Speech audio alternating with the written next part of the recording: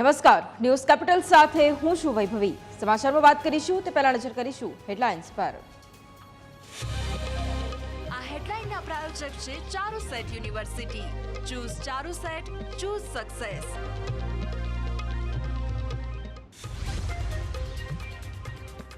હવામાન વિભાગ દ્વારા આગામી 4 દિવસ સુધી હીટવેવની આગાહી। તો હવામાન નિષ્ણાંત પરેશ ગોસ્વામીએ કહ્યું 2 દિવસ બાદ તાપમાનમાં 4 થી 5 ડિગ્રી ઘટાડો થઈ શકે છે।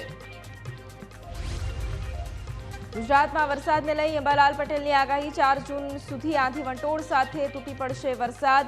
14 થી 28 જૂન સમગ્ર ગુજરાતમાં વરસાદ। બંગાળની ખાડીમાં વર્ષનું પ્રથમ વાવાઝોડું સર્જાશે। આગામી 2 દિવસમાં ચક્રવાત। બંગાળના દરિયાકાંઠે રેબલના ટકરાવાની શક્યતાઓ।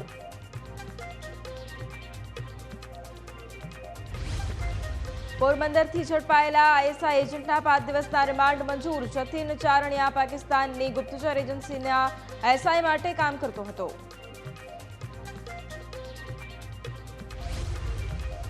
મહારાષ્ટ્રના થાણેમાં ફેક્ટરી બ્લાસ્ટમાં અત્યાર સુધીમાં 8ના મોત, 64 ઘાયલ। ભીષણ આગમાં 4 કંપનીઓ બળીને રાખ। 5 કિલોમીટર સુધી ઉડ્યા ધુમાડાના ગોટે ગોટા।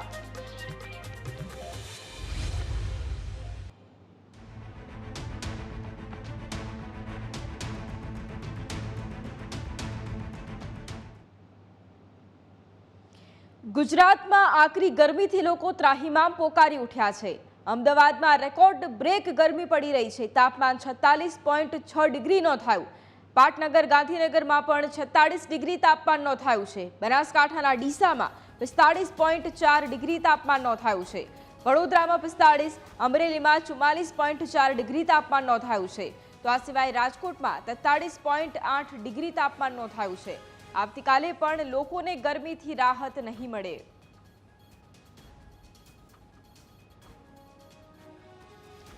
તો હજુ પણ ગરમીથી લોકોને રાહત નહીં મળે, કારણ કે હજુ પણ આગામી દિવસોમાં ગરમીની આગાહી કરવામાં આવી છે। ગુજરાતમાં આકરી ગરમીથી લોકો ત્રાહિમામ પોકારી ઉઠ્યા છે। અમદાવાદમાં રેકોર્ડ બ્રેક તાપમાન નોંધાયું। 46.6 ડિગ્રી તાપમાન અમદાવાદમાં નોંધાયું છે। ગાંધીનગરમાં પણ 46 ડિગ્રી તાપમાન પહોંચ્યું હતું। બનાસકાંઠાના ડીસામાં 45.4 ડિગ્રી તાપમાન નોંધાયું હતું। વડોદરામાં પણ 45, જ્યારે અમરેલીમાં 44.4 ડિગ્રી તાપમાન નોંધાયું હતું। રાજકોટમાં પણ 43.8 ડિગ્રી તાપમાન નોંધાયું। આવતીકાલે પણ લોકોને ગરમીથી રાહત નહીં મળે।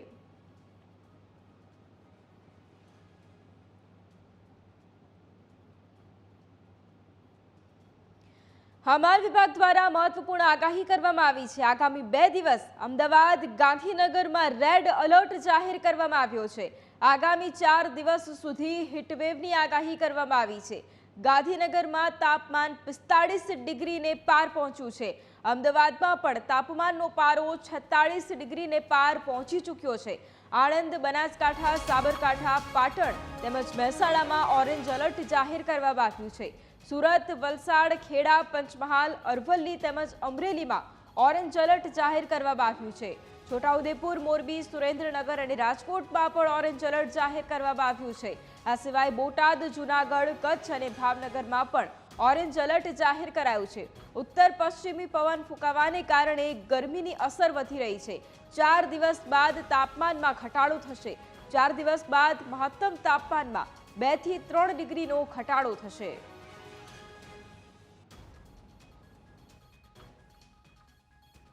आने वाले दिनों के लिए जो गुजरात स्टेट के लिए वेदर फोरकास्ट दिया गया है वो ड्राई वेदर प्रिवेल करेगा। और हीट वेव वार्निंग की बात करेंगे तो हीट वेव की वार्निंग दी गई है डे 1 से लेकर डे 4 तक। मैक्सिमम टेम्परेचर आने वाले 4 दिनों के लिए नो लार्ज चेंज में रहेगा। उसके बाद टेम्परेचर में ग्रेजुअल फॉल होगा। अहमदाबाद और गांधीनगर के लिए जो टेम्परेचर का फोरकास्ट दिया गया है वो 46 डिग्री सेल्सियस के आसपास रहेगा।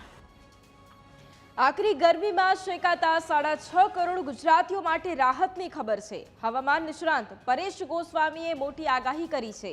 2 દિવસ બાદ તાપમાનમાં મહત્તમ ઘટાડો થઈ શકે છે। મહત્તમ તાપમાનમાં 4 થી 5 ડિગ્રી સુધીનો ઘટાડો થઈ શકે છે। 26 થી 30 મે દરમિયાન તાપમાનમાં ઘટાડો નોંધાશે।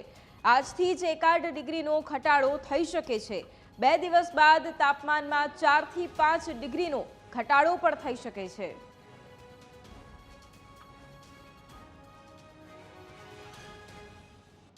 26 તારીખથી તાપમાનની અંદર ઘણો બધો ઘટાડો નોંધાશે. 26 તારીખથી લઈને 30 મે 2024નું જે આ રાઉન્ડ છે એ સમયગાળા દરમિયાન તાપમાનની અંદર 4 થી લઈને 5 ડિગ્રીનો ઘટાડો નોંધાય તેવી શક્યતાઓ છે. એટલે ઓલ ઓવર જોવા જઈએ તો છેલ્લા 2 અઠવાડિયાથી જે આપણે હીટવેવનો સામનો કરી રહ્યા છીએ એની અંદર 26 તારીખથી આપણે ઘણી બધી રાહત મળશે અને 26 થી લઈને 30 તારીખ દરમિયાન જે છેલ્લા 2 અઠવાડિયાની અંદર જે તાપમાન હતું એ તાપમાનની અંદર 4 થી 5 ડિગ્રીનો ઘટાડો થાય, આવા એક મોટા રાહતના સમાચાર ગણી શકાય. અને ખાસ કરી અને અલગ અલગ વિસ્તારોની અંદર જે તાપમાન હતું, જે વિસ્તારની અંદર જે તાપમાન હશે તમામ વિસ્તારોની અંદર 4 થી 5 ડિગ્રીનો ઘટાડો છે એ આપણે 26 મે 2024 થી જોવા મળે તેવી શક્યતાઓ છે. કાળઝાળ ગરમી વચ્ચે સીએમ ભૂપેન્દ્ર પટેલની અપીલ સામે આવી. લોકોને સાવચેત રહેવા માટે સીએમ ભૂપેન્દ્ર પટેલે અપીલ કરી છે. ગરમીને લઈને સાવચેત રહેવા માટે અપીલ કરી છે. હવામાન વિભાગે હીટવેવની આગાહી વ્યક્ત કરી છે. ત્યારે હીટવેવની આગાહીથી તાપમાન હજુ પણ વધશે. લોકો પોતાના આરોગ્યની સલામતી જાળવે તેવું સીએમએ કહ્યું. બપોરના સમયે કામ વગર બહાર ન નીકળો. ગરમીથી બચવા સતત પાણી પીતા રહેવા માટે પણ સીએમએ અપીલ કરી છે. સીએમએ કહ્યું છે કે ગુજરાતમાં મારા વાલા સૌ નાગરિક ભાઈ બહેનો, આપણે બધા જ હાલ આકરા તડકા અને અતિશય ગરમીનો અનુભવ કરી રહ્યા છે. હવામાન વિભાગે પણ હીટવેવ સાથે તાપમાન હજુ વધુ ઊંચું જવાની આગાહી કરી છે. આકરા તાપમાં સૌના આરોગ્યની સલામતી જળવાય અને હીટવેવની અસરથી લોકોને બચાવી શકાય તે માટેનું પણ આયોજન રાજ્ય સરકાર સંબંધિત વિભાગો સાથે કરી રહી છે. સાવચેતી એ જ સલામતી એવા અભિગમ સાથે આપણે આ પરિસ્થિતિનો સામનો કરવાનો છે. આપ સૌને મારો ખાસ અનુરોધ છે કે તડકામાં ઘરની બહાર નીકળવાનું ટાળીએ. અનિવાર્ય હોય તો જ નીકળીએ. પાણી અને પ્રવાહીનું વધુ પ્રમાણ લઈએ અને ડિહાઇડ્રેશનથી બચીએ. લૂ લાગવી, સનસ્ટ્રોક આવવો કે ગરમીના પ્રકોપને કારણે સ્વાસ્થ્ય પર અસર પડે તો તરત જ નજીકના આરોગ્ય કેન્દ્ર અથવા દવાખાનાનો સંપર્ક કરીએ. આ હીટવેવ, અતિશય ગરમી અને તાપની સ્થિતિમાં સૌ સાવચેતી, સલામતી અને સતર્કતા રાખીએ.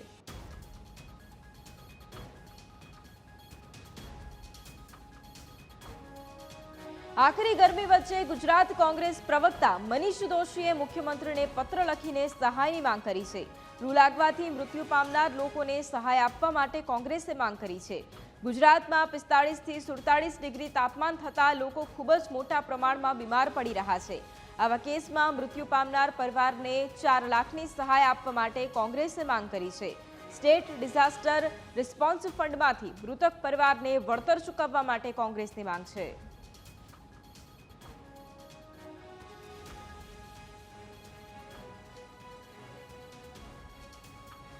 હવામાન વિભાગની આગાહી મુજબ રાજ્યમાં કાળઝાળ ગરમી પડી રહી છે. રાજ્યના વિવિધ જિલ્લામાં ગરમીને ધ્યાને રાખીને રેડ એલર્ટ, ઓરેન્જ એલર્ટ સહિત યલો એલર્ટ આપવામાં આવ્યા છે. ત્યારે ગુજરાત રાજ્ય કર્મચારી મહામંડળે રાજ્યના મુખ્યમંત્રીને પત્ર લખીને સરકારી કચેરીઓમાં વધતી ગરમીના પગલે રજા આપવાની માંગ કરી છે. આ ઉપરાંત જૂના સચિવાલયની કેટલીક કચેરીઓમાં પીવાના પાણીના કુલર નથી, તેમજ કર્મચારીઓને ગરમીના સમયગાળામાં પીવાનું પાણી મળી રહે તે માટે કચેરીમાં કુલરની ખાસ વ્યવસ્થા ઊભી કરવા રજૂઆત કરી છે. હાલમાં ગાંધીનગર, અમદાવાદ સહિતના જુદા જુદા જિલ્લાઓમાં 45 ડિગ્રી કરતાં વધુ તાપમાન જાહેર થયેલું છે. ત્યારે આવા સંજોગોમાં સરકારી કચેરીઓમાં ફક્ત એકલા પંખાની સુવિધાઓ હોય, ઠંડા પીવાના પાણીની વ્યવસ્થા હોય નથી અને સાથે જ કોઈ પણ કુલર કે તેવી કોઈ વ્યવસ્થાઓ નથી. આથી કર્મચારીઓને ખૂબ જ અગવડ પડી રહી છે અને કર્મચારીઓને હીટ સ્ટ્રોક આવવાના પણ જુદા જુદા બનાવો ધ્યાને આવેલા છે. તેવા સંજોગોમાં કર્મચારીઓની સ્વાસ્થ્યને ધ્યાને લઈ અને સરકારશ્રી સમક્ષ ગુજરાત રાજ્ય કર્મચારી મહામંડળની માગણી છે કે જ્યાં સુધી રેડ એલર્ટ કે ઓરેન્જ એલર્ટ રહે અને હીટ વેવની સંભાવના રહે તેવા સંજોગોમાં સરકારી કચેરીઓમાં રજા જાહેર કરવામાં આવે તો કર્મચારીઓના સ્વાસ્થ્યની કાળજી રાખી શકાય છે. ગુજરાતમાં સૂર્યદેવ કોપાયમાન થતાં લોકોને હાલાકી પડી રહી છે. કાળઝાળ ગરમીમાં લોકોની હાલત તો ખરાબ થઈ ગઈ છે, સાથે સાથે હવે પ્રાણીઓની પણ સ્થિતિ દયનીય બની ગઈ છે. ત્યારે ગીરના જંગલના રાજાની સ્થિતિ પણ હવે કફોડી બની ગઈ છે.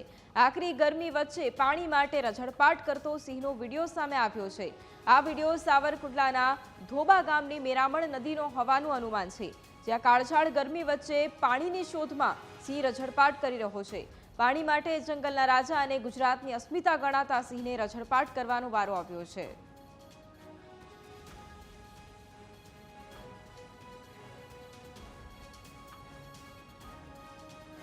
સાબરકાંઠા સહિત સમગ્ર રાજ્યમાં ગરમીના પારાથી તમામ પ્રજાજનો પરેશાન છે, ત્યારે ઈડરના ભાણપુરના ગ્રામજનો છેલ્લા 4 વર્ષથી વૃક્ષ ઉછેરનું કામ સંપૂર્ણ નિષ્ઠાથી કરે છે. આજે ગામમાં 900થી વધારે મોટા ઘટાદાર વૃક્ષો અસ્તિત્વમાં છે, તેમજ હજુ પણ દરેક ગ્રામજન દીઠ વધુ એક વૃક્ષ વાવવાની શરૂઆત કરાયાના પગલે ભાણપુર ગામે વૃક્ષ મામલે એક નવી દિશા ચિંધી છે.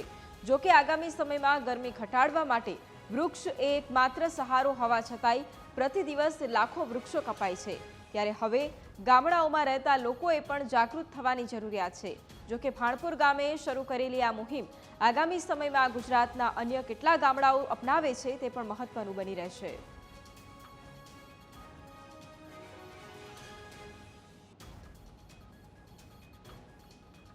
ઓક્સિજનને આગળ વધારવા માટે શું કરવું જોઈએ તે માટે દરેક વ્યક્તિએ ભેગા થઈને અમે આ ઝાડના ઉછેરવાનું કામકાજ ચાલુ કરેલ. અત્યાર સુધીમાં અમે 2024 સુધીમાં 1200 જેટલા ઝાડ અમે વાવી ચૂક્યા છે અને જેમાંથી અમારા પાસે અત્યારે 900 ઝાડ છે અને અમે આગળ પણ હવે નવા ઝાડ વાવવાનો પ્રયત્ન ચાલુ જ છે. ગામે સંકલ્પ લીધો છે કે દરેક વ્યક્તિ દીઠ એક ઝાડ ઉછેરવાનું છે, તો દરેક વ્યક્તિના સપોર્ટથી અને ગામના સહયોગથી અમે નવા ઝાડ વાવી જ રહ્યા છીએ અને આગળ અમારો પ્રયત્ન ચાલુ જ છે. આવનાર સમયમાં જો ઝાડનું વાવેતર કરવામાં નહીં આવે તો આપણે ઓક્સિજનનું લેવલ જે ઘટતું રહેલું છે એના કારણે ગ્લોબલ વોર્મિંગનો પ્રશ્ન આપણને સતત સતાવતો રહેશે. ધરતી પર વૃક્ષોનું સતત નિકંદન થતું રહેલું છે. નવા વૃક્ષો જે પ્રમાણમાં વવાવા જોઈએ તે વવાતા નથી. અચ્છા, વાવેતર થાય છે તો તે પ્રમાણે સચવાતા નથી અને ઉછેર પૂરો થતો નથી. ભાણપુર ગામે લાલજીભાઈ જે જહેમત ઉઠાવી છે તે જહેમત બધા જ ગામે અલગ અલગ એક પ્રકારના માણસો ઉઠાવશે તો આવનાર સમયમાં આપણે ભેજનું પ્રમાણ, પાણીનું પ્રમાણ, છોડલાનું પ્રમાણ અને ગ્લોબલ વોર્મિંગમાંથી આપણે સતત બચી શકીએ. ઝાડનો ઉછેર કરવાનું છેલ્લા 4 વર્ષથી નક્કી કરેલ છે, જેમાં વાવીને છોડી દેવાય એવું નહીં. જે છોડ વાવ્યો એનું જતન કરી ઉછેરી મોટો કરવો, ત્યાર સુધીની જવાબદારી અમે અમારી ટીમે લીધેલી છે અને એ રીતના વર્કિંગ કરે છે છેલ્લા 4 વર્ષથી. તો જેમાં ગામના વિસ્તાર છે જેવા કે નદી છે, મંદિર છે, હાઈસ્કૂલના મેદાન છે, અંતિમ ધામ છે, ગામનું ગૌચર છે, બાકીના જાહેર રસ્તા છે, આવી બધી જગ્યાએ ઝાડ ઉછેરી અને હાલ મોટો કરવામાં છે. જેમાં ડ્રીપનો સહયોગ તો ડ્રીપ કરી છે, ટેન્કર દ્વારાથી પાણી પાઈએ છીએ. આ રીતના અલગ અલગ વ્યવસ્થાઓથી અમે એમને પાણી બી પાઈએ છીએ. એમના આજુબાજુ ઘાસ ઉગત નિકાલ કરવાનું આ બધી અમારી ટીમ દ્વારા કરીએ છીએ કામ. અને આવી રીતના અમે ઝાડનું ઉછેરવાનું જતન કરીએ છીએ. ગામમાં જેટલી વસ્તી છે એટલા ઝાડ ઉછેરવાનું અમારા ટીમનું આયોજન છે. સમાચારમાં સમય થયો છે વિરામનો.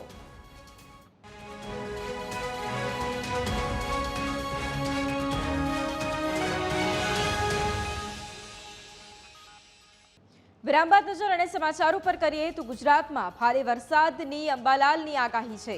આંધી વંટોળ સાથે વરસાદ તૂટી પડશે તેવું અંબાલાલ પટેલે કહ્યું છે. 4 જૂન સુધીમાં ભારે વરસાદ પડશે તો 10 દિવસમાં ગુજરાતમાં વરસાદ ભૂક્કા કાઢશે. સૌરાષ્ટ્ર અને દક્ષિણ ગુજરાતમાં વરસાદની આગાહી કરવામાં આવી છે. 8 જૂન સુધીમાં દરિયામાં પવન બદલાશે. ચોમાસું ધીમે ધીમે આગળ વધી રહ્યું છે. ગુજરાતમાં 8 થી 14 જૂનમાં ચોમાસું શરૂ થઈ શકે છે. 14 થી 28 જૂન સમગ્ર ગુજરાતમાં વરસાદ પડશે.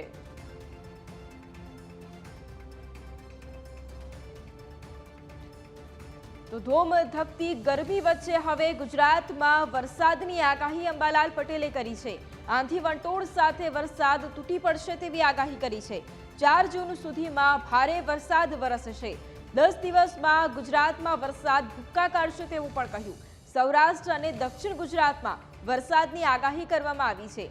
8 જૂન સુધીમાં દરિયામાં પવન પણ બદલાશે. ચોમાસું ધીમે ધીમે આગળ વધી રહ્યું છે.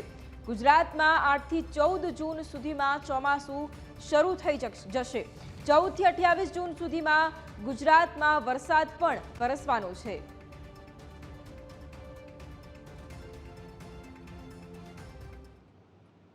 જૂનમાં દરિયામાં પવનો બદલાશે અને મેના અંતમાં અને જૂના સપ્તાહમાં અરબ સાગરમાં પણ હલચલ જોવા મળશે. 30મી લગભગ જૂન બાદ પણ બંગાળ સાગરમાં હલચલ જોવા મળશે. એટલે હવે ધીરે ધીરે ચોમાસું આગળ વધવાની શક્યતા રહેશે.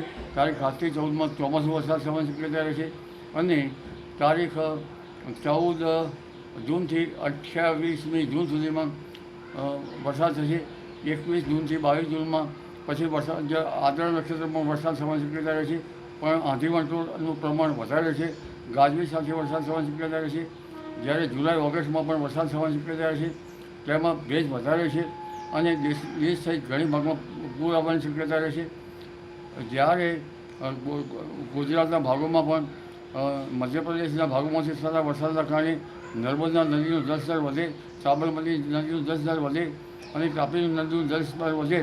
હાલમાં તો આંધી વંટોળ સાથે 4 જૂન સુધીમાં દક્ષિણ ગુજરાતના ભાગો, આહવાના વલસાડના ભાગો, સુરતના ભાગો, દક્ષિણ સૌરાષ્ટ્રના ભાગમાં વરસાદ થવાની શક્યતા છે. ગુજરાતના અન્ય ભાગમાં વાદળવાયુ સાથે કોઈ ભાગમાં વરસાદ થવાની શક્યતા રહે છે. પ્રી મોન્સૂન એક્ટિવિટી થશે, પરંતુ ગસ્ટ વિન્ડ ગસ્ટ આંચકાના પવન વધુ રહેશે.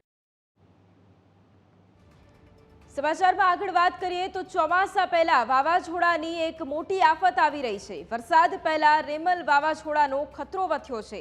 બંગાળની ખાડીમાં ગંભીર વાવાઝોડું બની શકે છે. વાવાઝોડું બનવાનું હવામાન વિભાગનું અનુમાન છે. આજે સાંજે 5:30 કલાકે લો માર્ક પ્રેશર ડિપ્રેશનમાં ફેરવાશે. શનિવાર સુધીમાં વાવાઝોડામાં આજે ડિપ્રેશન છે તે ફેરવાઈ શકે છે. રવિવારે વાવાઝોડું પશ્ચિમ બંગાળના કિનારા તરફ જશે. પશ્ચિમ બંગાળના દરિયાકાંઠે વાવાઝોડું ત્રાટકી શકે છે. ઓડિશાના બાલેશ્વરની વચ્ચે પશ્ચિમ બંગાળના સમુદ્રમાં ત્રાટકે તેવી પણ શક્યતાઓ છે. વાવાઝોડાની ગતિ 117 કિલોમીટર આસપાસ રહી શકે છે. વાવાઝોડાને લીધે દરિયાકાંઠે ભારે વરસાદની પણ શક્યતાઓ છે. ગુરુવારથી જ રવિવાર સુધી માછીમારોને દરિયો ન ખેડવા માટે પણ સૂચના આપવામાં આવી છે. देखिए अभी लो प्रेशर है, अभी आने वाले टाइम में 24 डिप्रेशन बनेगा, फिर इसका नॉर्थ ईस्टवर्ड मूवमेंट है. તો બંગાળની ખાડીમાં એક વાવાઝોડું સક્રિય થઈ ગયું છે. ચોમાસું આવે એની પહેલાં જ એક વાવાઝોડું સક્રિય થઈ ગયું છે અને એને નામ આપવામાં આવ્યું છે રેમલ વાવાઝોડું. આપણે વિંડીના માધ્યમથી સમજીએ કે વાવાઝોડું કઈ રીતે આગળ વધવાનું છે, અત્યારે એની શું સ્થિતિ છે અને આગામી દિવસોમાં કેવી રીતે પશ્ચિમ બંગાળના દરિયાકાંઠા ઉપર ટકરાવવાનું છે. અહીંયા તમે આ જોઈ શકો છો. હાલ 23 તારીખ થઈ છે, 4 વાગ્યાનો સમય છે. હાલ અહીંયા કોઈ સિસ્ટમ તમને સક્રિય નહીં દેખાય, પણ જેમ આપણે આગળ વધીશું અને અહીંયા બંગાળની ખાડીમાં ધીરે ધીરે પવનની ગતિ વધશે. 24 તારીખે લો પ્રેશરમાં આ સર્જાશે. લો પ્રેશર સર્જાયા બાદ ધીરે ધીરે આ વાવાઝોડું આગળ વધવાનું છે. એના પછી એ ડિપ્રેશનમાં ફેરવાશે, એટલે એની જે પવનની ગતિ હોય એ હજુ પણ વધી જતી હોય છે.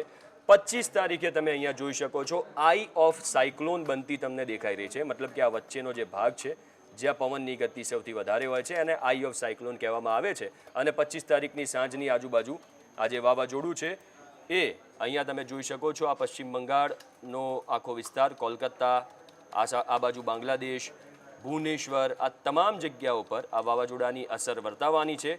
અત્યારે ત્યાં વરસાદની સ્થિતિ નથી, પણ રવિવાર સુધીમાં ભારે વરસાદ વરસી શકે છે. 117 કિલોમીટર પ્રતિ કલાકની ઝડપે પવન ફૂંકાઈ શકે છે અને એના માટે તંત્રએ પણ તૈયારીઓ કરી દીધી છે. પણ અહીંયા તમે જોઈ શકો છો આઈ ઓફ સાયક્લોન એ કેટલું મોટું છે.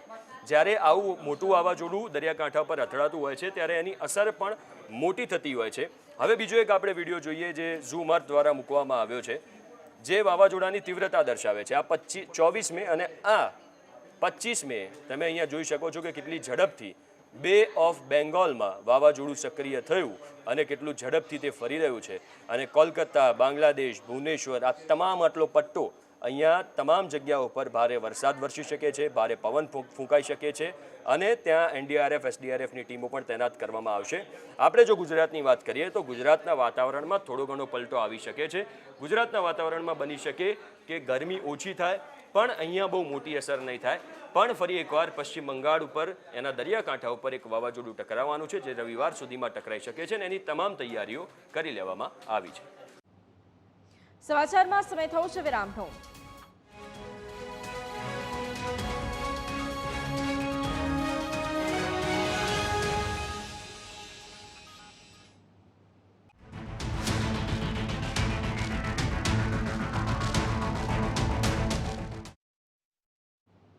વિરામ બાદ નજર અને સમાચારો પર કરીએ તો ગુજરાતના મોટા ભાગના શહેરોમાં ગરમીનો પારો 40 ડિગ્રીને પાર પહોંચ્યો છે.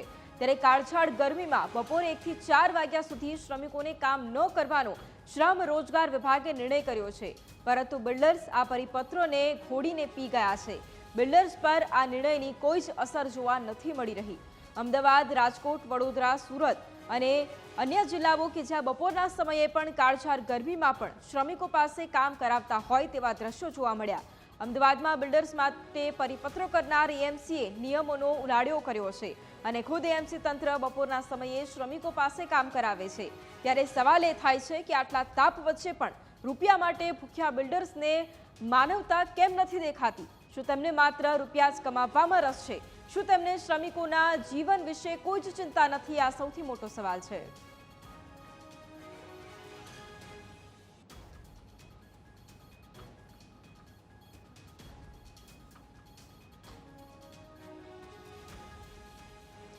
હિન્દુ નેતાઓની હત્યાના ષડયંત્ર અંગે મોટા ખુલાસા થયા છે. અબુ બકર ઉર્ફે અશોક સુથારની તપાસમાં મોટા ખુલાસા થયા છે. કોર્ટે આરોપીના 7 દિવસના રિમાન્ડ મંજૂર કર્યા છે. બિકાનેરથી અબુ બકર ઉર્ફે અશોક સુથારની ધરપકડ કરી હતી. યુવકોને મુસ્લિમ બનાવી હિન્દુ વિરોધી કૃત્ય કરવા દબાણ કરતો હતો. અબુ બકરના ફોનમાંથી 40 પાકિસ્તાની નંબર મળ્યા છે. અશોક સુથારને પાકિસ્તાની યુવતી સાથે લગ્ન કરવાની લાલચ અપાઈ હતી. આરોપી અશોક સુથાર ધર્મ પરિવર્તન કરીને અબુ બકર બન્યો. આરોપી 1.5 વર્ષ પહેલા 10 પાકિસ્તાની યુવતીઓના સંપર્કમાં આવ્યો હતો. સતત સંપર્કમાં રહી તે યુવતીઓ સાથે ચેટિંગ કરતો હતો. એક યુવતી સાથે ચેટિંગ કરતા તેની પ્રેમ સંબંધ પણ બંધાઈ ગયો હતો, જેમાં યુવતીએ આરોપી અશોક સુથારને જણાવ્યું હતું કે તમારે મારી સાથે લગ્ન કરવા હશે તો તમારે ધર્મ પરિવર્તન કરવું પડશે, જેની માટે હું અહીંથી તમને અમારા ધર્મની કેટલીક બુક્સ મોકલીશ. બાદમાં આરોપીઓ ઓનલાઈન મારફતે જ પાકિસ્તાનના મૌલવીએ ધર્મ પરિવર્તન કરાવ્યું હતું. જે બાદ આરોપી અશોક સુથાર ઉર્ફે અબુ બકર બની ગયો હતો. ધર્મ પરિવર્તન કર્યા બાદ તેના પરિવારને જાણ નહોતી થઈ. ધર્મ પરિવર્તન બાદ હિન્દુ નેતાઓને ટાર્ગેટ બનાવવાનું કામ અપાયું હતું. આ રીતે ધર્મ પરિવર્તન કરાવવું એક પ્રકારનું હની ટ્રેપ હોઈ શકે છે. તપાસ દરમિયાન હજુ પણ મોટા ખુલાસાઓ થઈ શકે છે. रियाज करके मुस्लिम महिला थी, उसके साथ उसके ज़्यादा संबंध बने, उससे ज़्यादा बातचीत हुई और बातचीत में उसको उसके साथ इश्क हो गया. और उसने बताया, जो महिला इकरा रियाज है, उसने बताया कि अगर तुमको, इसने शादी भी उसके साथ करने की बात कही, तो उसने बताया कि अगर मेरे साथ शादी करनी है तो तुमको इस्लाम धर्म के बारे में जानना पड़ेगा और इस्लाम धर्म अंगीकार करना पड़ेगा. तो उसके संपर्क में वो बहुत गाढ़ हो गया और उसने इस्लाम धर्म अंगीकार किया. मुफ्ती जमशेद जो पाकिस्तान का था, लेकिन ऑनलाइन उसने इस्लाम धर्म अंगीकार किया. उसी दौरान वो जो कठोर का मौलवी है मोहम्मद सोहेल, उसके संपर्क में व्हाट्सएप से आया और उसने बात की कि मुझे कुछ काम करना है. तो वो मौलवी ने बोला कि भाई यहाँ उपदेश राणा करके एक हिंदू नेता है, उसको तुम उड़ा दो. तो उनके साथ बातचीत हुई और उड़ाने का पैसा उसने 1 करोड़ ऑफर किया. तो ये ऑफ़र उसने एक्सेप्ट कर लिया. लेकिन वो काम ख़त्म होने के पहले ही क्राइम ब्रांच ने एक्टिव होके वो मौलवी को भी धरपकड़ कर लिया और ये जो अशोक था सुथार, उसको भी धरपकड़ कर लिया. उसको 7 दिन की रिमांड मिली हुई है. महिला जो थे उसका नाम है इकरा रियाज और एक महिला नहीं, ऐसी 10 महिलाओं के साथ वो संपर्क में था. वो बेसिकली ग्राफिक डिज़ाइनर था और ऐसे लिंक्डइन के ग्रुप में शामिल था. तो ग्राफिक डिजाइनिंग की बात करते करते उनके साथ ये प्रेम संबंध की बातें होने लगी और इकरा रियाज के साथ वो नज़दीक में आ गया. को जो हमारी तपास में आया है उसमें ऐसा कंफर्म लगता है कि ऐसे ग्राफिक डिजाइनिंग और अलग अलग जो ग्रुप चलते हैं उसमें जो लोग उसमें ज्वाइन होते हैं तो उसके साथ ऐसी लव अफेयर की बातें करना और उसको मुस्लिम धर्म अंगीकार करने के लिए फोर्स करना, तो एक हनी ट्रैप जैसी प्रवृत्ति हमको लग रही है. 1 साल पुरानी बात है और ये चैटिंग करते करते ऐसे ग्रुप में शामिल हो गया और फिर ऐसी बात चलने लगी और वो फिर इस्लाम धर्म के बारे में वो 2 मुस्लिम है, मौलाना तारिक जमील और जाकिर नाइक, उनके वीडियो देखता था. तो वीडियो देखते देखते वो उसको मुस्लिम धर्म के बारे में जानने की इच्छा हुई और बाद में वो मुस्लिम बना. અમદાવાદમાં પકડાયેલા આતંકીઓ અંગે મોટો ખુલાસો થયો છે. એટીએસની ટીમો અલગ અલગ રાજ્યમાં તપાસ માટે રવાના થઈ છે. એટીએસની 7 ટીમો આ મુદ્દે તપાસ કરી રહી છે. આતંકીઓને મદદ કરનાર સ્લીપર સેલની શોધખોળ શરૂ કરવામાં આવી છે. આતંકીઓ પાસેથી 2 કિલો ચાંદી મળી આવી હતી. ચાંદીના બદલામાં આતંકીઓએ ઇન્ડિયન કરન્સી મેળવી હતી. ટેલિગ્રામમાં કટ્ટરવાદી ગ્રુપ બનાવીને ટાર્ગેટ શોધતા હતા. ઝડપાયેલા 4 કટ્ટરવાદી માનસિકતા ધરાવે છે. કટ્ટરવાદી માનસિકતાને લીધે પાકિસ્તાનના અબુએ આત્મઘાતી હુમલા માટે પસંદ કર્યા. ગુજરાત એટીએસ અને શ્રીલંકા પોલીસે સંયુક્ત તપાસ શરૂ કરી. શ્રીલંકાના સ્લીપર સેલ અને ગુજરાતના સ્લીપર સેલની તપાસ શરૂ થઈ છે. આતંકી પ્રવૃત્તિમાં 2 થી વધુ લોકોની સંડોવણીને લઈને તપાસ પણ તેજ થઈ છે.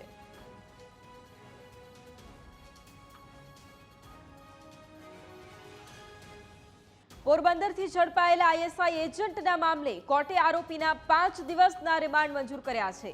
આરોપીના રિમાન્ડ દરમિયાન અનેક ખુલાસાઓ પણ થશે. આરોપી જતીન ચારણિયાને કોર્ટમાં રજૂ કરાયો હતો. પોલીસે આરોપીના 7 દિવસના રિમાન્ડ માંગ્યા હતા. આઈપીસીની કલમ 121 દેશદ્રોહ અન્વયે એટીએસે આજના આરોપીને અટક કરી નામદાર કોર્ટમાં રજૂ કરી 7 દિવસના રિમાન્ડની માંગણી કરેલ, જેમાં નામદાર કોર્ટે 5 દિવસના તારીખ 27 સવારે 11 વાગ્યા સુધી રિમાન્ડ મંજૂર કર્યો. જે આરોપી છે એ આરોપીએ સોશિયલ મીડિયા દ્વારા પાકિસ્તાનના આઈએસઆઈના એજન્ટ અથવા તો મિલિટરી ઓફિસર સાથે અમુક માહિતીઓને આપણે કરી છે, જે ખરેખર માહિતીઓ આપણી રાષ્ટ્રીય સુરક્ષાનો મામલો છે. વોટ્સઅપ એકાઉન્ટ બનાવવામાં આવેલું હતું. એ વોટ્સઅપ એકાઉન્ટનું જે લાસ્ટ આઈપી છે એ પાકિસ્તાનમાં કરાચી ખાતેનું મળેલું અને જેના આધારે આ જતીન ચારણિયાની એરેસ્ટિંગ કરવામાં આવેલી. તેણે અલગ અલગ માધ્યમો મારફતે ઇન્સ્ટાગ્રામ, વોટ્સઅપ, ટેલિગ્રામ જેવા સોશિયલ મીડિયાના પ્લેટફોર્મનો ઉપયોગ કરી અને ઇન્ડિયન કોસ્ટગાર્ડને લગતા જે એના વ્હીકલ્સ છે એ તથા જે જેટી છે એ જેટીના ફોટોગ્રાફ્સ એણે મોકલવામાં આવેલા છે અને એના બદલામાં એણે અવધિકા પ્રિન્સ નામની જે એક પ્રોફાઇલ હતી પાકિસ્તાન ઇન્ટેલિજન્સ ઓપરેટિવની, એને માહિતી આપેલી, ફોટોગ્રાફ્સ વગેરે સેન્ડ કરેલા અને આ ફોટોગ્રાફ્સ એણે પોતાના એકાઉન્ટમાં ઓટો ડિલીટ 24 અવર્સમાં મોડ ઉપર રાખેલા, જેથી એ ઓટો ડિલીટ થતા હતા. એ આ માહિતી આપવાના એણે કુલ 6,000 રૂપિયા યુપીઆઈ મારફતે મેળવેલ છે અને એનો એટીએસ પોલીસ સ્ટેશનમાં 3/2024 ગુનો દાખલ કરવામાં આવેલ છે. પાકિસ્તાનના ઓપરેટિવમાં એક અત્યારે મોડસ ઓપરેટિવ જોવા મળી છે કે વિમેન્સ પ્રોફાઇલ બનાવી અને અલગ અલગ ક્ષેત્રના વ્યક્તિઓ કે જેને ઉપયોગમાં થઈ શકે એને ટાર્ગેટ કરી અને એ વિમેન્સની જે પ્રોફાઇલ છે એ પ્રોફાઇલને રજૂ કરી એનાથી એને મેસેજ વગેરે કરી લાલચ આપી અને આ પ્રકારે બધી માહિતી મેળવે છે. એ અહીંયા માછીમારીનો ધંધો કરે છે અને માછીમારીના કારણેથી દરિયા કિનારે જે કોસ્ટલની સેન્સિટિવ હકીકત છે એ ફોટોગ્રાફ્સ વગેરે એને મોકલી આપ્યા છે. હવે નજર આજના ફિટનેસ મંત્ર પર.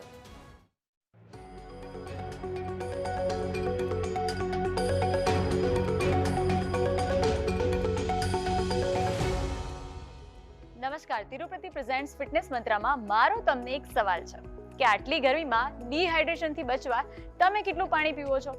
ઉનાળામાં પરસેવા રૂપે શરીરમાંથી પાણી નીકળતું હોય છે અને જેના કારણે ડિહાઇડ્રેશન ફીલ થતું હોય છે. આ રેડ એલર્ટના સમયમાં તમારે 2.5 થી 3 લીટર જેટલું પાણી અથવા તો કોઈ પણ પ્રકારનું પ્રવાહી લેતું રહેવું જોઈએ. પાણીની સાથે સાથે તમે પાતળી લસ્સી, લીંબુ પાણી, છાશ, જ્યુસ, નારિયેળ પાણી કે પછી કેરીનો રસ જેવા ઠંડા પીણા પણ લઈ શકો છો. સાથે પાણીથી ભરપૂર એવા તરબૂચ, ટેટી, અનાનસ, સંતરા, દ્રાક્ષ જેવા ફળો પણ લઈ શકો છો. જો તમે હાઇડ્રેટ રહેશો તો હીટ સ્ટ્રોક અને પથરી જેવી સમસ્યાઓથી પણ બચી શકશો. તો આ ઉનાળામાં બધું ભૂલી જજો, પણ પોતાને હાઇડ્રેટ રાખવાનું ના ભૂલતા.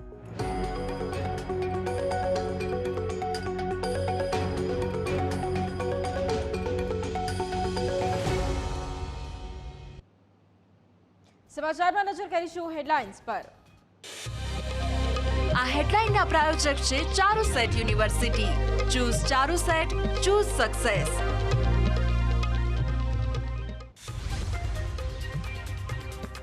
હવામાન વિભાગ દ્વારા આગામી 4 દિવસ સુધી હીટવેવની આગાહી કરાઈ તો હવામાન નિષ્ણાંત પરેશ ગોસ્વામીએ કહ્યું 2 દિવસ બાદ તાપમાનમાં 4 થી 5 ડિગ્રી ઘટાડો થઈ શકે છે.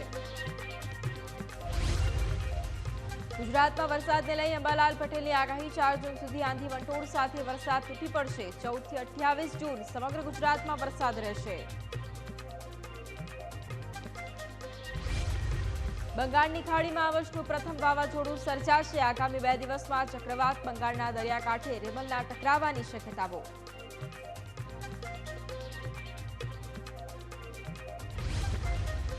પોરબંદરથી ઝડપાયેલા એએસઆઈ એજન્ટના 5 દિવસના રિમાન્ડ મંજૂર. જતીન ચારણિયા પાકિસ્તાનની ગુપ્તચર એજન્સી આઈએસઆઈ માટે કામ કરતો હતો. મહારાષ્ટ્રના થાણેમાં ફેક્ટરી બ્લાસ્ટમાં અત્યાર સુધીમાં 8ના મોત, 64 ઘાયલ. ભીષણ આગમાં 4 કંપનીઓ બળીને ખાખ, 5 કિલોમીટર સુધી ધુમાડાના ગોટે ગોટા ઉડ્યા.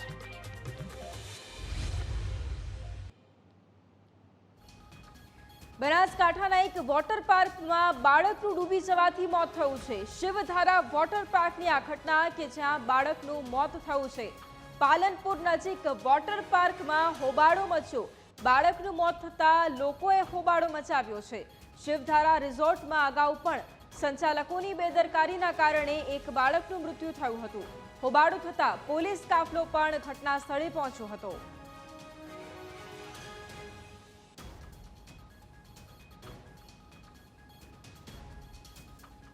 પાલનપુર નજીક આવેલ મલાણા જોડે શિવધારા જે વોટર પાર્ક છે તે વોટર પાર્કમાં અત્યારે એક બાળક છે તે ડૂબી જવાથી મોત થતાં જે હોબાળો મચાવ્યો છે. ત્યારે વોટર પાર્કમાં જે ડૂબી જતા બાળકનું મોત થતાં અત્યારે જે હોબાળો સર્જાયો છે, જેને લઈને પાલનપુર તાલુકા પોલીસ પીઆઈ સહિતનો જે કાફલો છે તે ઘટના સ્થળે પહોંચ્યો હતો અને બાળકના મોતને લઈને જે વોટર પાર્કમાં રહેલ લોકો હતા તે અત્યારે હોબાળો મચાવ્યો છે. અને અગાઉ પણ જે આ વોટર પાર્ક છે ત્યાં આગળ એક બાળકને ડૂબવાથી મોત થયું હતું. ત્યારે અત્યારે તાજેતરમાં જ આ બીજી ઘટના છે ને બીજી ઘટનાને લઈને અત્યારે વોટર પાર્કમાં જે સમગ્ર લોકો છે તે હોબાળો મચાવી રહ્યા છે, જેને લઈને સમગ્ર ઘટના સ્થળે જે પોલીસ છે ને પોલીસ કાફલો છે તે ઘટના સ્થળે પહોંચ્યો છે. અને જે બાળક છે બાળકને મોત મામલે અત્યારે જે બાળકને પીએમ અત્યારે પાલનપુરની સિવિલ હોસ્પિટલમાં ખસેડવામાં આવ્યો છે. પાલનપુરના માલણ દરવાજા નજીકના વિસ્તારમાં ગેસ ગળતર થતા 90 જેટલા લોકોને સારવાર માટે ખસેડવામાં આવ્યા હતા. ડોક્ટરો દ્વારા તાબડતોડ જે લોકોને ઓક્સિજનની જરૂરિયાત હતી તેઓને ઓક્સિજન પૂરો પાડીને સારવાર શરૂ કરવામાં આવી હતી. ત્યારે ઘટનાને લઈ કલેક્ટર, પાલિકા અને જીપીસીબીના અધિકારીઓએ તપાસનો ધમધમાટ હાથ ધર્યો છે. પ્રાથમિક તપાસમાં બહાર આવ્યું છે કે ગેસ કટરની બોટલમાંથી ગેસ લીક થઈ અમુક વિસ્તારમાં પ્રસરતા આ ઘટના બની છે. ગેસ ગળતરની ઘટનામાં 90 જેટલા લોકોને અસર પહોંચી છે અને તેઓ સારવાર અર્થે પાલનપુર સ્થિત સિવિલ હોસ્પિટલમાં છે. જોકે આરોગ્ય વિભાગે સ્થાનિકોના તપાસ માટે કેમ્પ લગાવ્યા છે અને સ્થાનિકોની તપાસ થઈ રહી છે.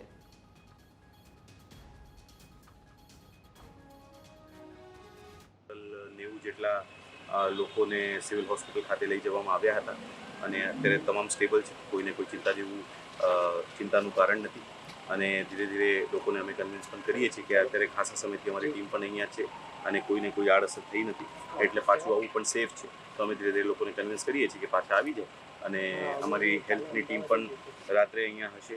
અમે નગરપાલિકાથી પણ થોડી ઘણી એક્ટિવિટીઝ અહીંયા કરાવીએ છીએ જેથી લોકોને વિશ્વાસ વધે કે ભાઈ સેફ છે એના માટે. અને આમ બાકી કોઈ ચિંતાજનક વસ્તુ નથી. તમામ લોકો જે છે એ તમામ લોકોની પરિસ્થિતિ સારી છે. તમામ લોકોને ઓક્સિજન પૂરો પાડી અને એમને ખતરાથી બહાર કાઢી લેવામાં આવ્યા છે. પરંતુ જે ઘટના બની છે કે જેમાં ગેસ ગળતર છે તેમાં હું આપને જણાવવા માંગીશ કે પાલનપુર સિટી કે આસપાસના વિસ્તારમાં કોઈ એવું કારખાનું આવેલું નથી કે જ્યાં કોઈ ગેસ લીકેજની સંભાવના હોય.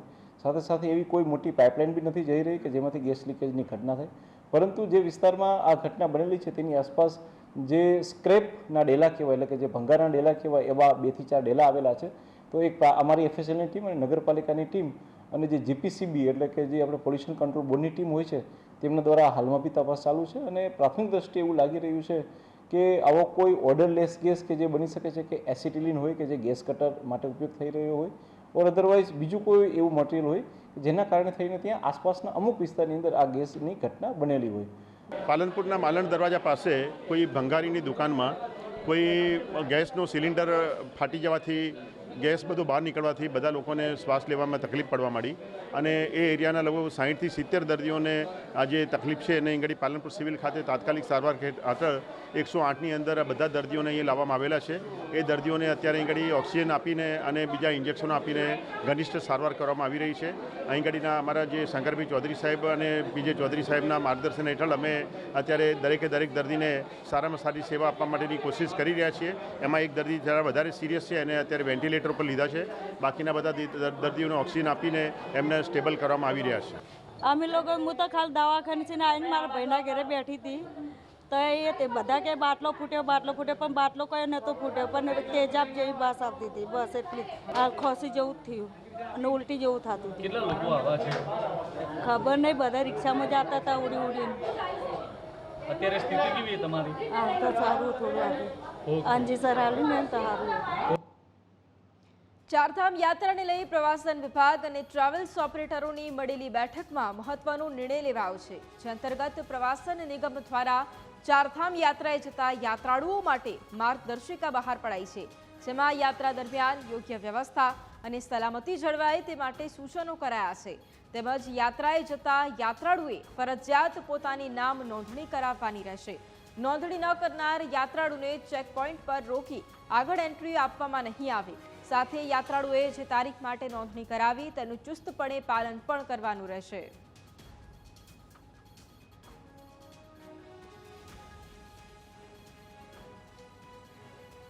સમાચારમાં સમય થયો છે વિરામનો.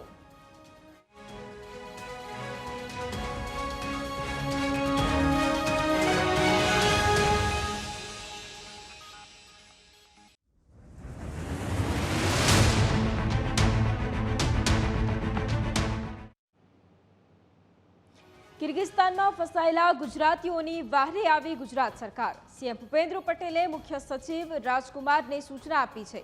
ગુજરાતના 100 જેટલા વિદ્યાર્થીઓની સલામતી અને સુરક્ષા માટે વિદેશ મંત્રાલય સાથે પરામર્શ કરવા માટે સૂચના આપી. કિર્ગિસ્તાન ભારતીય વિદ્યાર્થીઓ પર હુમલાની આ ઘટના સામે આવી હતી. સુરત શહેર અને જિલ્લાના 100 જેટલા વિદ્યાર્થીઓના માતા પિતાએ તેમના સંતાનોની સુરક્ષા સલામતી માટે રજૂઆત કરી હતી. મુખ્યમંત્રી ભૂપેન્દ્ર પટેલે આ સંદર્ભમાં મુખ્ય સચિવ રાજકુમારને ફસાયેલા ગુજરાતના વિદ્યાર્થીઓની સલામતી માટે યોગ્ય સંકલન કરવા જણાવ્યું હતું. મુખ્ય સચિવ રાજકુમારે ભારત સરકારના વિદેશ મંત્રાલય અને કિર્ગિસ્તાનના રાજદૂતાવાસનો સંપર્ક કરીને આ વિદ્યાર્થીઓને સલામત વતન પરત લાવવાની વ્યવસ્થાઓની વિગતો મેળવી. આ સંદર્ભમાં તેમણે જણાવ્યું કે કિર્ગિસ્તાનમાં મેડિકલ અને અન્ય ઉચ્ચ અભ્યાસ માટે ગુજરાત સહિત ભારતના 17,000 જેટલા વિદ્યાર્થીઓ વસેલા છે.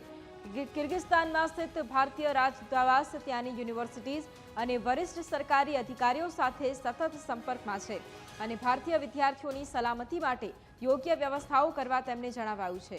એટલું જ નહીં, કિર્ગિસ્તાનમાં રહેલા ભારતીય વિદ્યાર્થીઓ રાજદૂતાવાસના સંપર્કમાં રહીને તેમને વિગતો આપી શકે તે માટે હેલ્પલાઇન નંબર પણ જાહેર કરવામાં આવ્યા છે.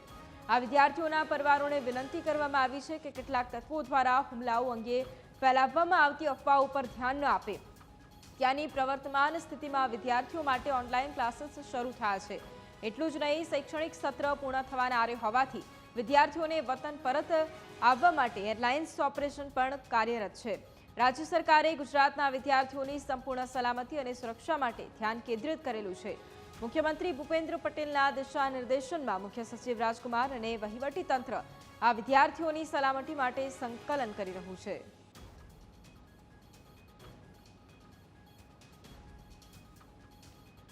તાજેતરમાં કિર્ગિસ્તાનની રાજધાની બિશ્કેકમાં ગત 13 મેના રોજ ઇજિપ્શિયન અને અરેબિયન વચ્ચે થયેલા ઝઘડાને કારણે હિંસા ફાટી નીકળી છે.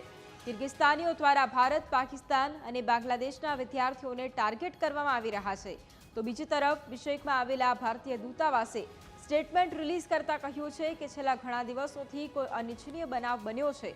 હાલ વિવિધ શહેરોમાં 17,000 ભારતીય વિદ્યાર્થીઓ છે, જેમાંના મોટાભાગના વિદ્યાર્થીઓ બિશ્કેકમાં રહે છે.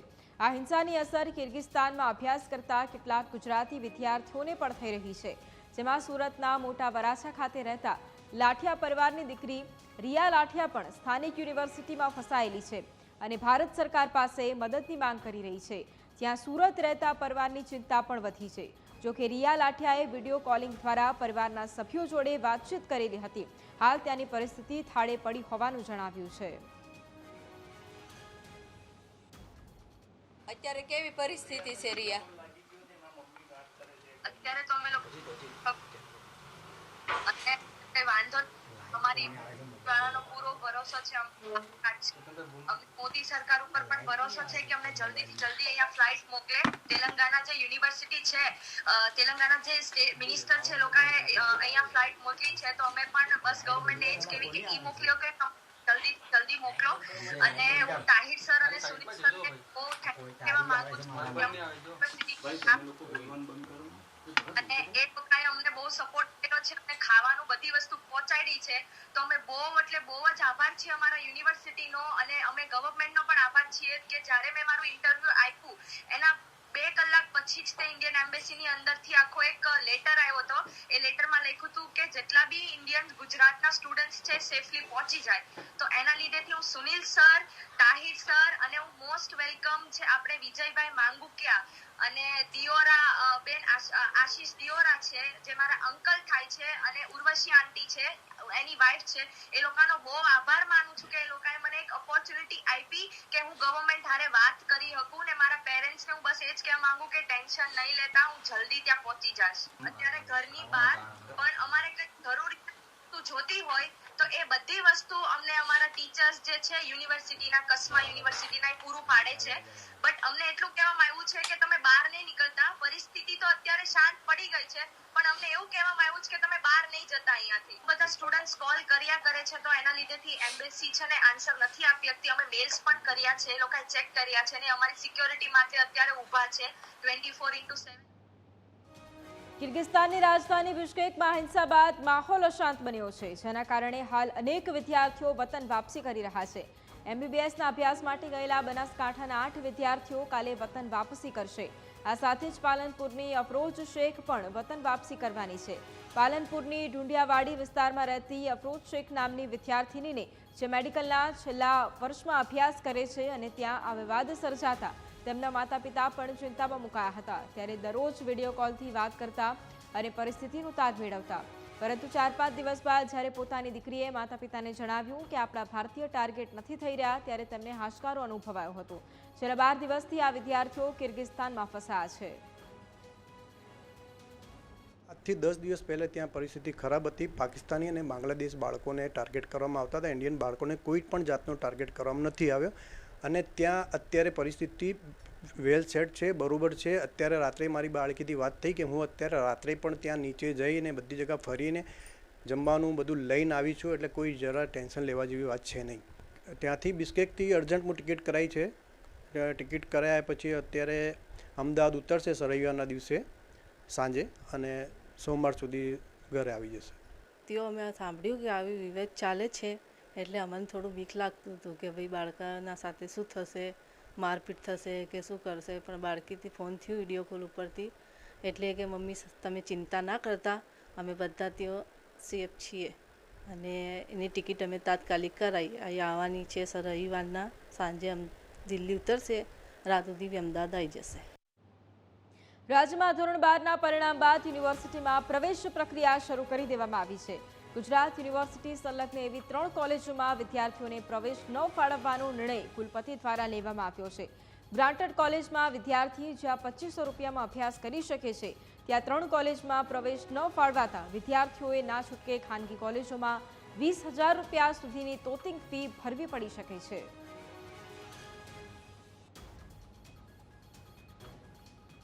ખાનગી કોલેજોને પ્રોત્સાહન આપવા માટે ગ્રાન્ટેડ કોલેજો કેવી રીતે બંધ થાય તે રીતનું આયોજન કરી રહ્યા છે.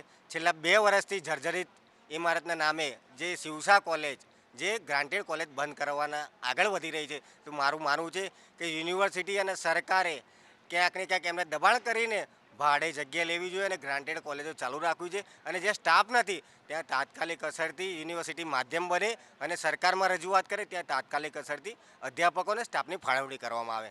નહીં ફાળવાના, કારણ કે ત્યાંના મેનેજમેન્ટ પાસેથી અમારા પાસે કોઈ એવી ખાતરી આવી નથી કે અમારા સ્ટુડન્ટ જેને આ કોલેજ ફાળવી દીધી હોય એ હેરાન ના થાય, એટલે આ 3 કોલેજીસને બાદ રાખ્યા છે.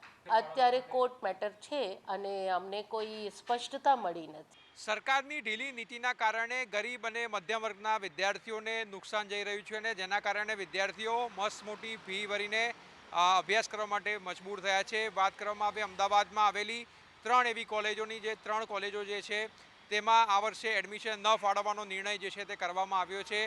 વાત કરવામાં આવે તો સાબરમતી વિસ્તારમાં આવેલી આ Sabarmati arts and commerce college, જે LV Upadhyay arts and commerce જે છે તેમાં સ્ટાફનો અભાવ છે ને તેના જ કારણે સંચાલકે પીએમઓ સુધી ફરિયાદ કરી હતી, જેને કારણે ગત વર્ષે વહીવટદારની નિમણૂક કરવામાં આવી હતી, પરંતુ આ વર્ષે અહીં એક પણ વિદ્યાર્થીને પ્રવેશ ફાળવવામાં નહીં આવે, કારણ કે કુલપતિ દ્વારા નિર્ણય કરવામાં આવ્યો છે કે આ કોલેજમાં વિદ્યાર્થીઓને પ્રવેશ નહીં ફાળવાય, કારણ કે સંચાલકો જે છે તે વિદ્યાર્થીઓને પ્રવેશ નથી આપતા, પરંતુ સ્ટાફનો અભાવ છે તે અંગે તેઓ સ્વીકારવા તૈયાર નથી. તો બીજી તરફ પીટી કહી શકાય કે આર્ટ્સ એન્ડ કોમર્સ કોલેજ છે ત્યાં પણ વિદ્યાર્થીઓને પ્રવેશ નહીં ફાળવવામાં આવે, ત્યાં પણ સ્ટાફનો અભાવ છે.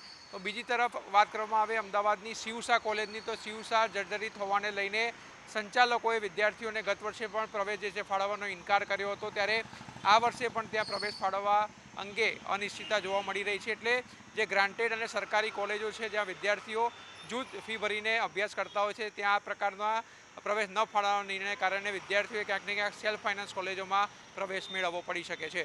કેમેરામેન નરેશ ભુટિયા સાથે આશુતોષ ઉપાધ્યાય, ન્યૂઝ કેપિટલ, અમદાવાદ. ગુજરાત યુનિવર્સિટીમાં GCS પોર્ટલ દ્વારા પ્રવેશ પ્રક્રિયા શરૂ કરવામાં આવી છે.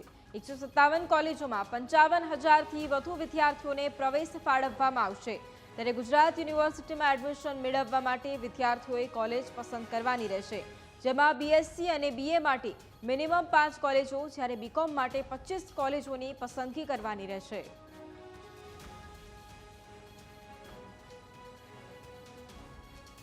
ગુજરાત યુનિવર્સિટીમાં હેલ્પ સેન્ટર્સ તો છે જ. આ બધી હેલ્પ સેન્ટર્સની યાદી અમે વેબસાઇટ ઉપર ઓલરેડી મૂકી દીધી છે, પણ એના સિવાય પણ એને કોઈ માર્ગદર્શિતા જેવી રીતે જોવાની છે એ અમે વેબસાઇટ ઉપર જાહેર કરવાના છે. ગુજરાત યુનિવર્સિટીમાં જે પ્રોવિઝનલ મેરિટ લિસ્ટ બનાવવાનું કામ છે એ સમર્થ પોર્ટલ ઉપર થશે. એમાં લોગિન કરવા માટે જીકાસ પોર્ટલ ઉપર જ જવાનો, જીકાસવાળો જ આઈડી અને પાસવર્ડ નાખી દેવાનો છે, એટલે એ સમર્થ પોર્ટલ ઉપર પહોંચી જશે. એ ઇન્ટરનલ અરેન્જમેન્ટ અમે GIPL જીકાસની સાથે સમર્થને લિંક કરીને કરવાના છીએ. સમાચારમાં સમય થયો છે વિરામનો.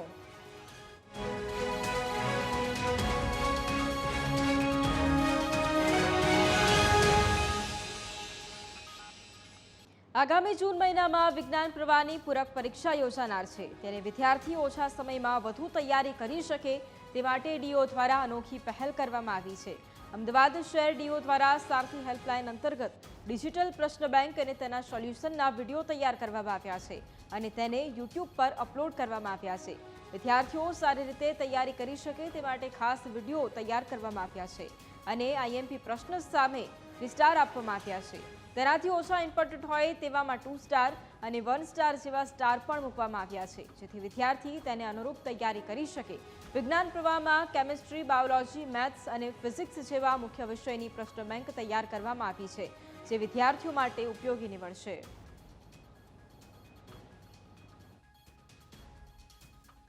પૂરક પરીક્ષા જ્યારે 24 જૂનથી શરૂ થવાની છે, ત્યારે પૂરક પરીક્ષામાં ઉપયોગી થવા માટે અમારા અમદાવાદ શહેરના નિષ્ણાત અનુભવી શિક્ષકોએ વેકેશનના સમયમાં પણ આ પ્રશ્ન બેંકનું સોલ્યુશન્સ વિડીયો સ્વરૂપે તૈયાર કર્યું છે. ડિજિટલ પ્રશ્ન બેંકમાં કે જે અમારી વેબસાઇટ પરથી મળશે, તેમાં 3 સ્ટાર, 2 સ્ટાર અને 1 સ્ટાર અનુભવી શિક્ષકો દ્વારા ઇમ્પોર્ટન્ટ પ્રશ્નો જે છે એ વિદ્યાર્થીઓને ટૂંકા સમયમાં, ઓછા સમયમાં જ્યારે એમને તૈયારી કરવાની હોય ત્યારે એમને મળી રહે તે માટે એમાં સિમ્બોલ જે છે દરેક પ્રશ્નના અંતે 3 સ્ટાર, 2 સ્ટાર અને 1 સ્ટાર મૂકવામાં આવ્યા છે. ગુજરાત સરકારના મેટ્રો રેલ પ્રોજેક્ટ દ્વારા મેટ્રો ફેઝ 2નું કામ હવે પૂર્ણતાના આરે છે. હવે આગામી દિવસોમાં મેટ્રો પ્રોજેક્ટના અધિકારી દિલ્હી ખાતે મુખ્ય મેટ્રો કચેરીને પત્ર લખીને અમદાવાદના મોટેરાથી લઈને ગાંધીનગર સર્કલ સુધી મેટ્રો ટ્રેન કાર્યરત કરવામાં આવે તેવી માંગ શરૂ કરશે. ત્યારે ગાંધીનગરવાસીઓને મેટ્રો ટ્રેનની મુસાફરી કરવા માટે હજુ 2 માસ જેટલી રાહ પણ જોવી પડશે.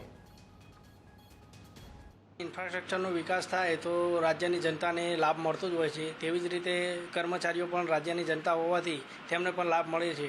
પરંતુ હાલમાં જોવા જઈએ તો જે કચેરીઓ છે તે ગાંધીનગરની અંદરની સાઈડ છે, એટલે આ મેટ્રો રેલ મોટેરાથી 0 સુધીના જ સ્થળ ઉપર આવવાનું હોવાથી ચાલુ થવાની હોવાથી તે સિવાય ત્યાંથી ચ0થી કર્મચારીઓને અલગ વાહનની વ્યવસ્થા કરી અને જૂના સચિવાલય, નવા સચિવાલય તથા અન્ય કચેરીઓમાં પહોંચવાની વ્યવસ્થા કરવી પડે. એટલે હાલ પૂરતું આ વ્યવસ્થાનો કર્મચારીઓને બહુ મોટા પ્રમાણમાં લાભ નથી મળી શકે તેમ. ગાંધીનગર વાસીઓને હજુ 2 માસ સુધી મેટ્રો રેલની મુસાફરી કરવા માટે રાહ જોવી પડશે.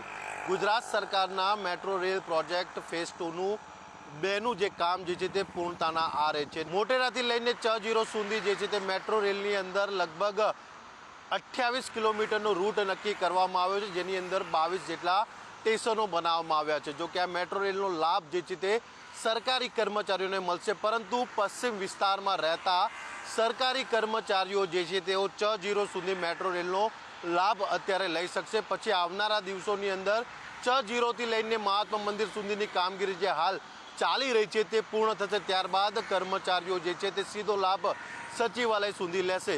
હાલની જો વાત કરીએ તો લોકસભાની ચૂંટણીની આચારસંહિતા પૂર્ણ બાદ ગુજરાત મેટ્રો રેલવે જે છે તે દિલ્હીને પત્ર લખશે અને દિલ્હી મેટ્રો રેલવે ખાતે રહેલી મુખ્ય કચેરીમાં જે છે તે પત્ર લખીને મેટ્રો રેલ સેવાનો આરંભ થાય તે માટેની રજૂઆત કરશે.